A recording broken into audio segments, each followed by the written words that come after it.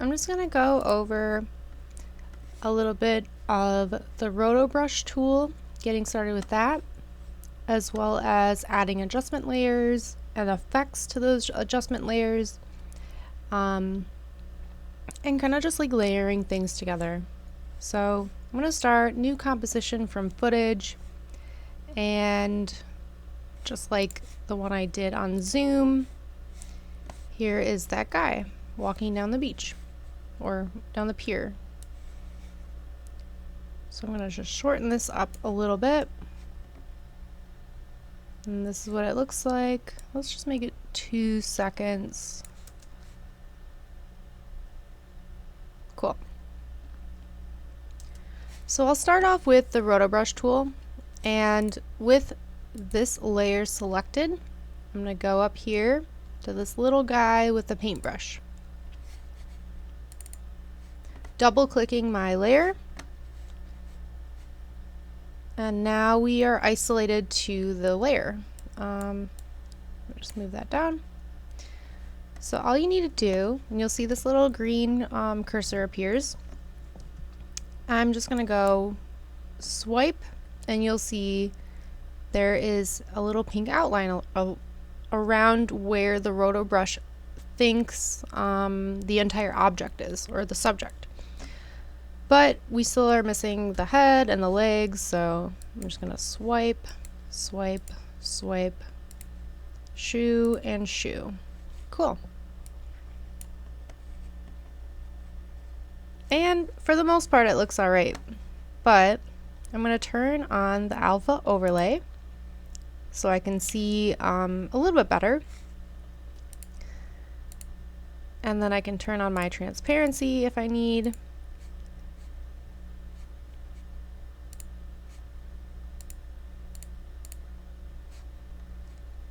But let's just watch this footage really quick, see how the Roto brush does. And you'll see there are parts where the backdrop kind of peeks through.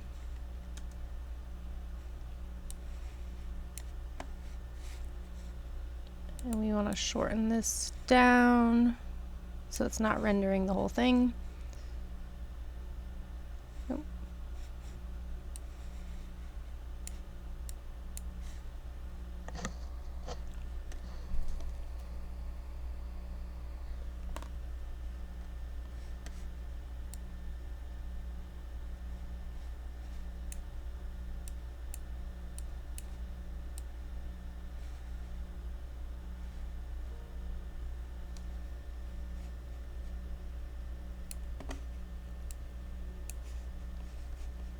And now I'm going to take my option, or hold option on the keyboard, and you'll see the little red cursor or red icon appears.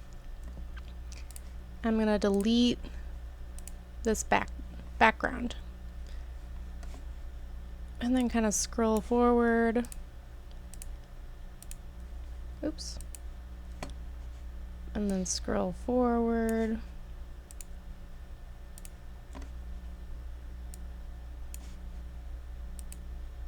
Oops.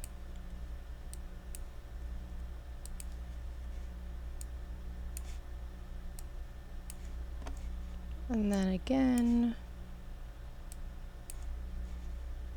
So it does get a little bit tedious.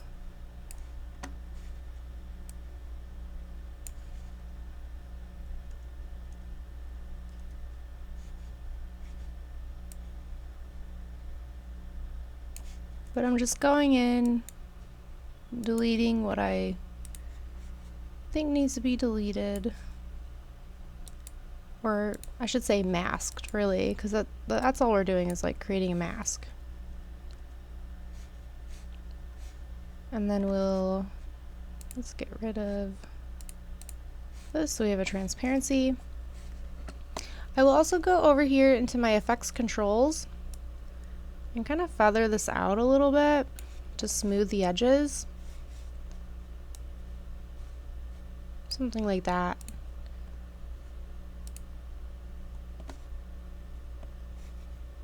And then close it out. So now we're left with just this guy walking in the blank space. Let's add a background.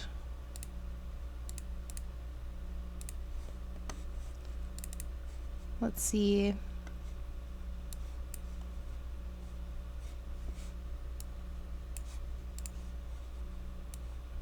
Let's give him, this one's a cool one.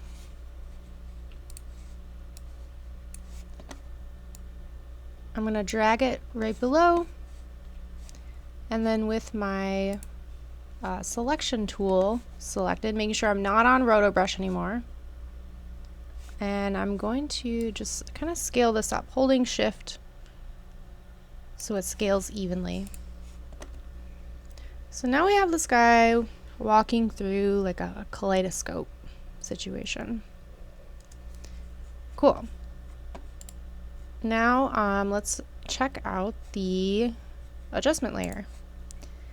And I'm going to make an adjustment, or I'm going to have my adjustment layer only affect this little kaleidoscope video. If I wanted it to affect everything, I would put it at top, but if you guys are familiar with layer systems and like Photoshop, Illustrator, you should have a good idea what this means when it's one layer is on top of the other, something is, you know, in front, something is behind. Anyway, so we're going to go into the effects and presets window and make sure you have that where you can use the drop down menu window, effects and presets. And I want to do something crazy. So please like experiment around with these. But I'm going to do a simulation. Let's do starburst. And you know what? Maybe not. We'll do bubbles. And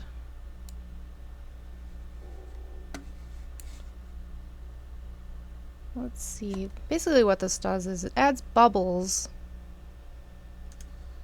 to the adjustment layer. Maybe we'll do Mr. Mercury. That's a cool one. Alright.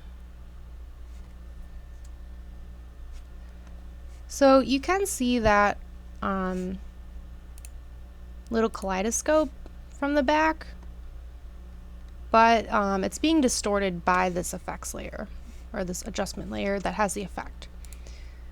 Let's do twirl. Blobs out.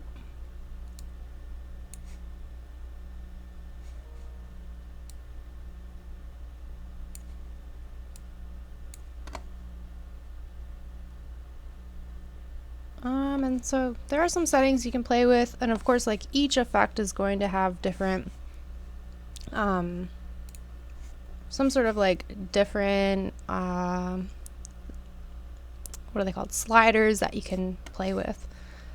But that is kind of like the basics. Like we roto brushed this guy out of his ocean scene. He's now walking into the psychedelic blob kaleidoscope.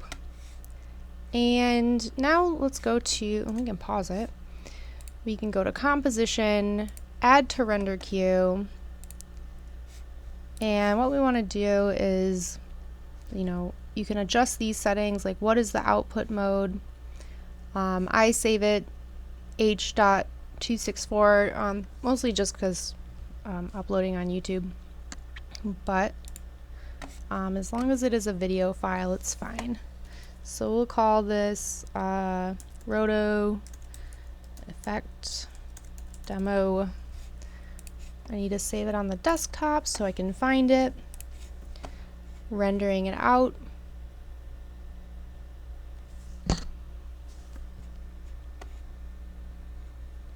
And you'll see it does take a minute, and especially if you have like really resource heavy effects, or you're a slow computer, or a really long video. Like, keep those things in mind, and keep those things in mind for when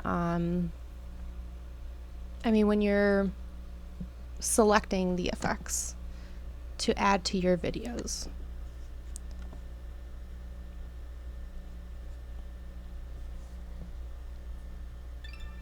All right, boom, that is done.